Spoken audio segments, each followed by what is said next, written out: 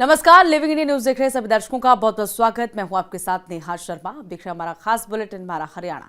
इस बुलेटिन की शुरुआत करेंगे आज की अहम खबरों के साथ। सबसे पहले जान लेते हैं सीएम नैब सिंह सैनी का आज कहां रहने वाला है दौरा। सीएम नैब सिंह सैनी आज हिसार दौरे पर। आपको बता दें कि किसानों और एफपीओज के साथ प्री बजट बैठक की गई है। बजट से पहले चर्चा की गई है। प्री बजट की बैठक में किसानों ने अपने अपने सुझाव दिए हैं। सरपंचों के साथ भी प्री बजट पर चर्चा की गई है। पार्षदों के साथ सीएम नैब सिंह सैनी ने खास बातचीत की है। तो खास जानकारी आपको दे रहे सीएम नैब सिंह सैनी के दौरे को लेकर। आज हिसार दौरे पर रहे सीएम नैब सिंह सैनी। किसानों और एफपीओज के साथ प्री बजट पर बैठक की गई है। सरपंचों के साथ भी प्री बजट पर चर्चा हुई है। वहीं आपको बता दें कि किसानों और सरपंचों ने अपने अपने सुझाव भी इस बैठक में सामने रखे हैं। पार्षदों के साथ सीएम नैब सिंह सैनी ने खास बैठक की है आज। तो आज हिसार दौरे पर सीएम नैब सिंह सैनी। आपको बता दें कि सीएम नैब सिंह सैनी का आज हिसार दौरा रहा और बेहद खास ये दौरा। प्री बजट को लेकर चर्चा की गई है। किसानों और एफपीओज के साथ बजट पर बैठक।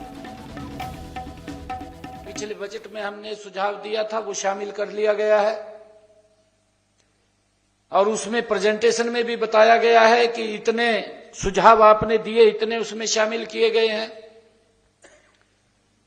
बहुत सारे सुझावों ने मूर्त रूप ले लिया है। कुछ काम चल रहा है और कुछ काम स्टार्ट हो जाएगा। परंतु जो बातें बजट के अंदर कही गई हैं, आपके द्वारा जो सुझाव आए हैं, उन सबको धरातल पर उतारने की जिम्मेवारी वो हरियाणा सरकार की है और उसको उतारने का काम करती है। साथियों, आज की यह बैठक मेरे लिए भी विशेष महत्व की बैठक है, क्योंकि मैं भी एक किसान परिवार से आता हूं।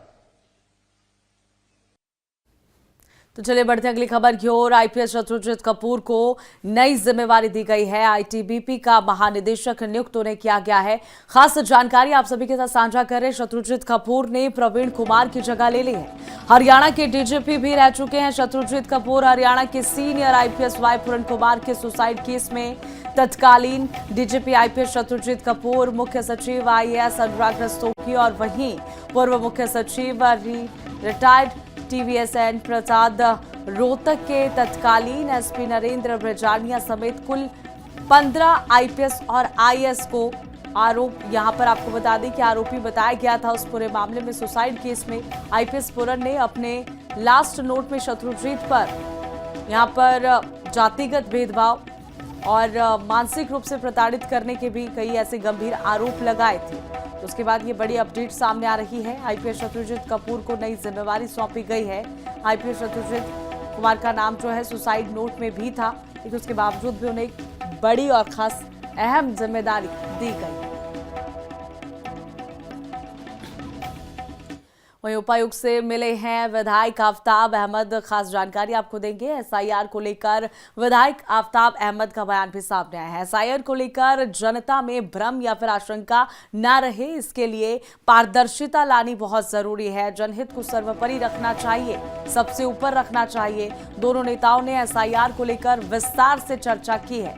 देखिए, एसआईआर के मुद्दे पर यहां पर विस्तार से चर्चा हुई है। उपायुक्त से मिले हैं और इसके अलावा पारदर्शिता लानी चाहिए, जनता में किसी प्रकार का भ्रम ना रहे, इसको लेकर सर्वोपरि रखना चाहिए, ये उनकी तरफ से कहा गया। दोनों ही नेताओं ने एसआईआर को लेकर विस्तार से चर्चा की है। एसआईआर में जो था 40 साल से ऊपर का सॉफ्टवेयर जो है वो 2000 जो डाटाबेस में जीपीएस मैपिंग में वो नहीं एक्सेप्ट कर रहा था, तो उसके बारे में भी बात करी गई और उसमें अपनी जो शंकाएं थी वो दूर करने के लिए हमने सारी बात अपनी रखी और हमें आश्वस्त किया गया है कि जीपीएस मैपिंग डाटाबेस जो है उसकी ना तो कोई अंतिम तारीख है, ये रेगुलर अभी चल रही है और कोशिश कर रखे हैं। जैसे नूह में 68% के करीब हो गई है, झिरका में 70% के करीब हो गई और पुन्हाना में 66% के करीब जो मैपिंग जो वोटर लिस्ट से फैमिली का जो फैमिली ट्री है, जो वंशावली है, उसमें मैप हो चुकी है और कोशिश ये रहेगी कि ज़्यादा से ज़्यादा इसी उस पर करा जाए और इसके अलावा जो तरीका आगे अपनाना पड़ेगा उसके बारे में विस्तृत तौर पे डिस्ट्रिक्ट इलेक्शन ऑफिस और इलेक्शन ऑफिस जो है वो जानकारी। वहीं अगली खबर करनाल से है। करनाल पार्षद का वीडियो वायरल हुआ है। मौजूदा बीजेपी पार्षद का वीडियो तेजी से वायरल हो रहा है। ना मैंने चुनाव के समय वोट मांगी थी, ना ही भविष्य में आगे कभी मैं वोट मांगना चाहूंगा, ये उनकी तरफ से कहा गया है। हम तो 500 गज की कोठी में आराम से रहते हैं, हमें कोई किसी प्रकार की कमी नहीं है, हमें एमसी का चुनाव लड़ने की जरूरत भी नहीं है, ये उनकी तरफ से कहा गया। ये वीडियो तेजी से वायरल हो रहा है। उन्होंने कहा है कि वो तो पूर्व में रहे एमसी ने वार्ड के बुरे हालात पैदा कर दिए, वार्ड में लोग तंग आ गए हैं और चुनाव भी लड़ रहे हैं, लेकिन हम ऐसा नहीं करेंगे, हमें इसकी जरूरत ही नहीं है। एक बार वीडियो आपको दिखाते हैं।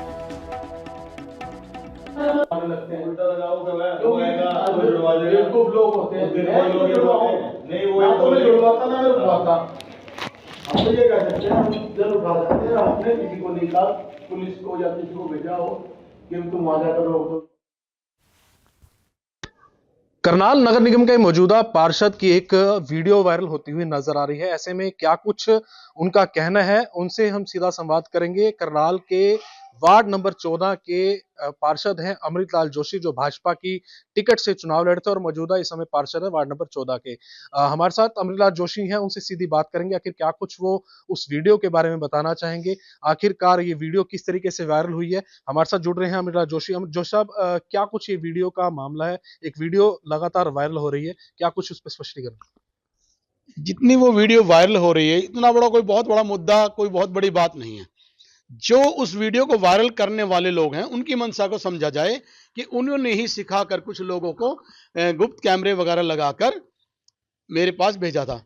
तो अब इससे तो ये स्पष्ट होता कि किसी ने कोई साजिश करने के तहत कभी मेरे खिलाफ कोई एक षड्यंत्र रचने के लिए ये कार्य किया है। एक नाम उसमें जिक्र हो रहा है कि काला नाम कोई है, उसने वार्ड में सत्यानाश, ऐसे शब्दों का जो उस वीडियो में आ रहा है, ये क्या कुछ है पूरा वाकया? देखिए, ना तो मैंने कहा कि भी कोई काला या पीला कोई भी एमसी है जिसका उसने वार्ड का सत्यानाश किया है।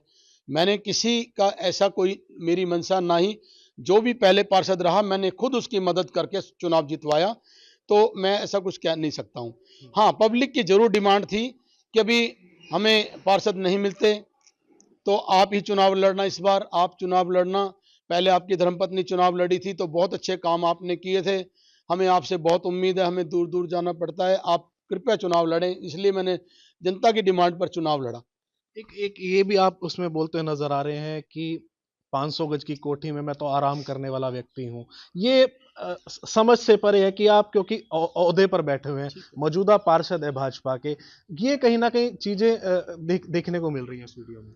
नहीं जी, मैंने किसी को ये नहीं कहा कि आराम करने वाला व्यक्ति हूं। मैंने ये कहा कि मैं चुनाव न लड़के आराम भी कर सकता था, जबकि मैंने चुनाव लड़के आपके बीच में फील्ड में घूम रहा हूं, मैं रात और दिन काम करता हूं।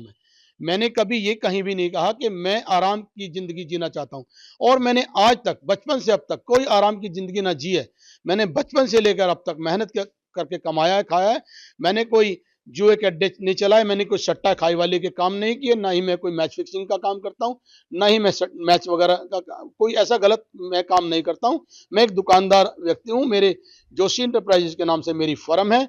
मेरे अपने परमात्मा की दुआ से 3 शोरूम हैं, जिन पे मेरे बच्चे शोरूम चलाते हैं, और मैं आजकल जनता की सेवा में सारा दिन तत्पर रहता हूं और हर वक्त मैं मौका पर जाकर समाधान करता हूं। तो बिल्कुल ये थे हमारे साथ अमृतलाल जोशी, वार्ड नंबर 14 के करनाल से नगर निगम के मौजूदा पार्षद, जिन्होंने साफ तौर पे बताया कि फिलहाल उनके द्वारा ऐसे शब्द जो है वो नहीं उच्चारण किए गए। फिलहाल वीडियो में जिस तरीके से शब्दों का चयन किया जा रहा है, वो फिलहाल देखने वाली बात है कि आखिर जो दूसरा पक्ष है वो इसमें क्या कुछ कहता हुआ नजर आएगा। लिविंग इंडिया के करनाल से लक्ष्य वर्मा।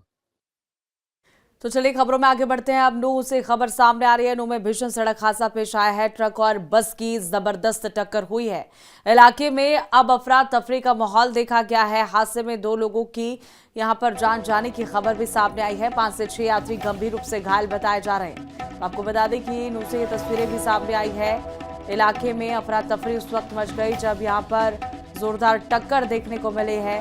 नूह में भीषण सड़क हादसा पेश आया। हादसे में 2 लोगों की जान चली गई है, वहीं कुछ लोग घायल भी हुए हैं। 5 से 6 यात्री गंभीर रूप से घायल बताए जा रही हैं। कुछ तस्वीरें भी सामने आई हैं। तो भीषण सड़क हादसा पेश आया है। नूह से ये तस्वीरें भी सामने आई।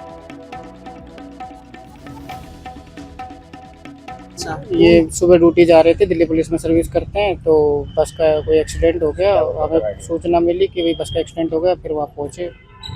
दिल्ली में सर्विस करता है दिल्ली पुलिस में। ये बालाजी वाली बस में डिगारिया भीम से और दिल्ली के लिए जा रहा था, तो फिरोजपुर के आसपास सूचना मिली थी कि यहाँ एक्सीडेंट हो गया, तब जाके हम पहुँचे वहाँ पे। सूचना पे हम मौके पर पहुंचे, हमारे एसएचओ साहब भी गए, सारी टीम गई थी। वहाँ घायलों को हमने अस्पताल भिजवाया, जिसमें 2 व्यक्तियों की मौत हुई है। जो एक मोहर सिंह दिल्ली पुलिस में है और एक बस का कंडक्टर भवानी। 2 व्यक्तियों की मौत हुई है, जिनकी कार्रवाई मांडीखेड़ा में। आज दिनांक 15 जनवरी 2026 को मेरी गाड़ी नंबर RJ29 PA 3262 को मेरा परिचालक मेरा भतीजा भवानी सिंह राजपूत बालाजी से दिल्ली के लिए लेकर जा रहे थे, जो कि 55.5 झिरका फिरोजपुर के नज़दीक अनजान ट्रक खड़ा हुआ था, जिसके पीछे से भिड़ंत हो गई, जिसमें मेरे। अगली खबर नूह से, जहां पर पथराव देखने को मिला है। बच्चों के विवाद ने उग्र रूप ले लिया। पथराव में कई लोग घायल हो गए हैं। नूह से तस्वीरें भी सामने आई है। नूह के महूद चौपड़ा गांव का ये पूरा मामला बताया जा रहा है। इस बार जो है विवाद बच्चों के बीच में हुआ है। कहासुनी में पथराव हो गया, जो देखते ही देखते हिंसक झड़प में बदल गया। पथराव की घटना में कई लोग घायल हुए हैं, इसकी सूचना मिली है। हालांकि घायलों की जो संख्या है वो अधिकतर पुष्टि फिलहाल उसकी नहीं हो पाई है। गौरतलब यह है कि करीब 5 दिन पहले भी इसी गांव में क्रिकेट खेलते समय गेंद खेल में यहां पर खेल में 2 पक्षों के बीच में पथराव देखने को मिला था, जो पथराव में तब्दील हो गया था। इसी मामले में कहा भी जाता है कि बच्चे जो देखते हैं वही सीखते हैं। यहाँ पर छोटे बच्चों के बीच में विवाद हुआ और बच्चों ने भी वही किया। एक ही गांव की ये घटना बताई जा रही है। कुछ समय पहले बड़े लोगों में विवाद हुआ था, पथराव हुआ। अब यहाँ पर एक और जानकारी नूह के गांव से सामने आ रही है, जहां पर छोटे बच्चों में विवाद ने उग्र रूप लिया और छोटे बच्चों ने भी बड़ों को देखते हुए एक दूसरे पर खूब पथराव किया।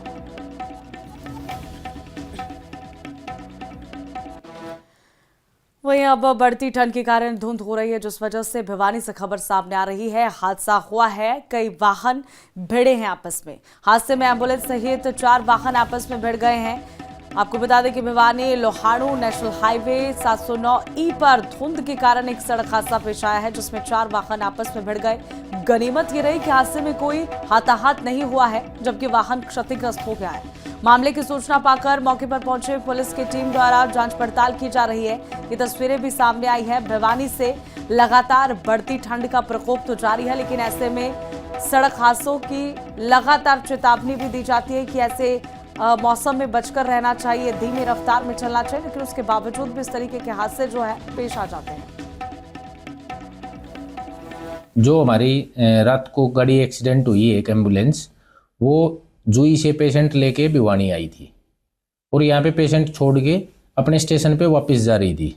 रास्ते में एक कूड़े का ट्राला पलटा हुआ था और बहुत ज़्यादा कोहरा होने के कारण वो उसमें टकरा गई और इसमें कोई पेशेंट नहीं था, ओनली ड्राइवर था गाड़ी में और जो स्टाफ था गाड़ी में, उसमें कोई हताहत नहीं हुआ है, बिल्कुल ठीक है। गाड़ी जो एक्सीडेंट हुई है वो उसमें कोई भी किसी के भी चोट नहीं लगी है हमारे यहाँ। ये रात को लगभग 1:30 से 2 बजे के आसपास की घटना है। हमें जिस टाइम एक्सीडेंट हुआ उस टाइम कंट्रोल रूम में पता लग गया था हमें सेम टाइम। तो चलिए अब रुक करते हैं हिमाचल प्रदेश का जिला सोलन के अर्की में पहुंचे हैं अग्निकांड स्थल पर नेता प्रतिपक्ष जयराम ठाकुर।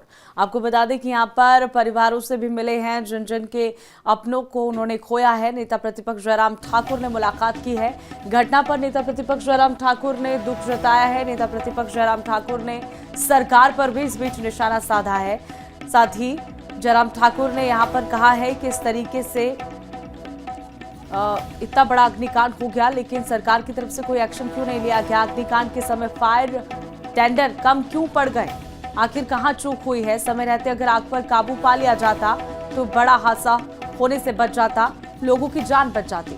सरकार को कठोर सुरक्षा मानक तय करने होंगे, ये भी जयराम ठाकुर ने कहा है। कठोर सुरक्षा मानक तय करने पर रोके जाएंगे हादसे, ये जयराम ठाकुर की तरफ से प्रतिक्रिया सामने आई है। तो आपको बता दें कि जिला सोलन के अर्की उपमंडल में भीषण अग्निकांड की घटना सामने आई थी कुछ दिन पहले, जिसमें कई सिलेंडर बरामद हुए, मानव अवशेष बरामद हुए। अब नेता प्रतिपक्ष जयराम ठाकुर ने घटनास्थल पर पहुंचकर पूरे मामले का जायजा लिया है, साथ ही हिमाचल सरकार पर भी निशाना साधा है।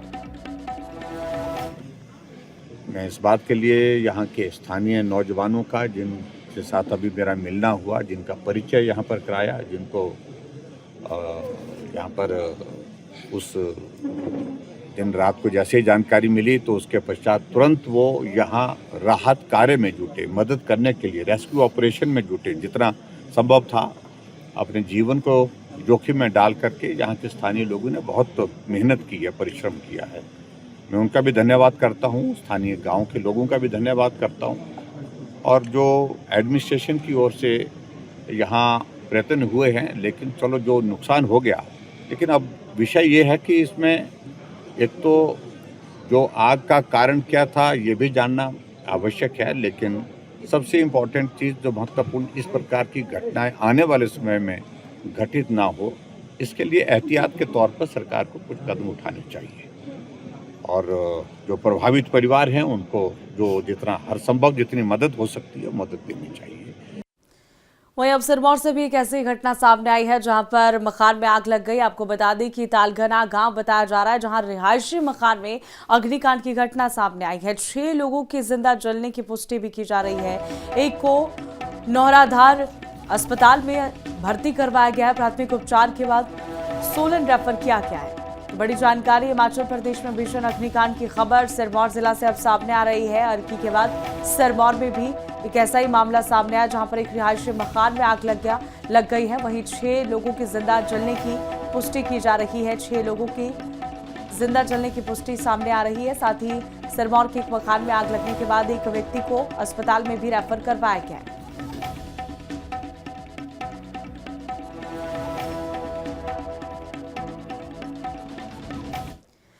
वहीं धर्मशाला में गणतंत्र दिवस समारोह बड़ी धूमधाम से मनाया जाएगा। आपको बता दें कि उप मुख्यमंत्री मुकेश अग्निहोत्री इसमें मुख्य अतिथि होंगे। वहीं पुलिस मैदान धर्मशाला में जिला स्तरीय समारोह का आयोजन किया जाएगा। उपायुक्त कांगड़ा हेमराज बैरपा ने इसकी जानकारी दी है। गणतंत्र दिवस समारोह की तैयारियों की समीक्षा की गई है। उपायुक्त ने बताया है कि उप मुख्यमंत्री 26 जनवरी को सुबह करीब 10:30 बजे शहीद स्मारक में माल्य अर्पण के उपरांत सुबह 11 बजे पुलिस मैदान में राष्ट्रीय ध्वज फहराएंगे और इस दौरान पुलिस, होमगार्ड और साथ ही एनएसएस और एनसीसी के कैंडिडेट्स भी मौजूद होंगे। शानदार मार्च निकाला जाएगा। गणतंत्र दिवस हम सबके लिए एक राष्ट्रीय पर्व है और हम सब लोग इसको बड़ी धूमधाम से सेलिब्रेट करते हैं। सरकार हर वर्ष की भांति हमारे जो कैबिनेट मिनिस्टर्स हैं उनकी इसमें मुख्य अतिथि के रूप में भूमिका रहती है और इस बार जिला कांगड़ा में गणतंत्र दिवस की परेड की सलामी लेने के लिए माननीय उप मुख्यमंत्री श्री मुकेश अग्निहोत्री जी शिरकत करेंगे। और जो प्रोग्राम हमारा है वो एक स्टैंडर्ड ड्रिल है हमारी, जिसमें हमारा जो वॉर मेमोरियल है वहाँ पर माल्यार्पण होगा। उसके बाद ग्राउंड में हमारे मुख्य अतिथि जाएंगे, सलामी लेंगे, राष्ट्रगान होगा, मार्च पास्ट होगी, उसके बाद उनके संबोधन होगा, फिर कुछ कल्चरल आइटम्स होंगे। तो एक जो नेशनल पर्व के साथ जिस तरीके से पर्व को मनाया जाना है उसका इंतज़ाम हम लोगों ने करना है। उसके लिए हम बैठक कर चुके हैं, इंतज़ाम भी हमारे हो जाएंगे। तो चलिए फिलहाल इस बुलेटिन में इतना ही। मुझे दीजिए इजाजत। देखते रहिए लिविंग इंडिया न्यूज़।